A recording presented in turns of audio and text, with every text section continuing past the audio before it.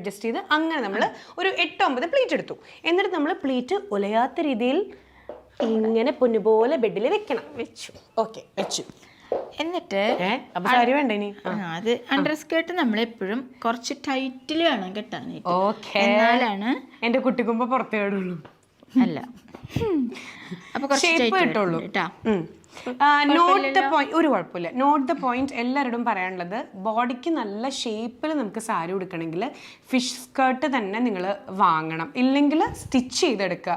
ഇത് fish skirt എന്നാ പറയുക, അണ്ടർ സ്കേർട്ട് കേട്ടോ. എനിക്ക് എപ്പോഴും എക്സ്ട്രാ ലെങ്ത്താണ് വരിക. കാരണം ചിലരുണ്ട് ലൈക്ക് അണ്ടർ സ്കേർട്ടിന് ഇറക്കം ഉണ്ടാവില്ല. അപ്പം എപ്പോഴും പെർഫെക്റ്റ് ആയിട്ട് നിൽക്കണമെങ്കിൽ എപ്പോഴും നല്ല ലെങ്ത്തിൽ ഫിഷ് സ്കേർട്ട് തന്നെ. അപ്പോൾ കറക്റ്റ് ബോഡിയോട് ചേർന്ന് നിൽക്കും, ഇങ്ങനെ വീർത്ത് നിൽക്കില്ല.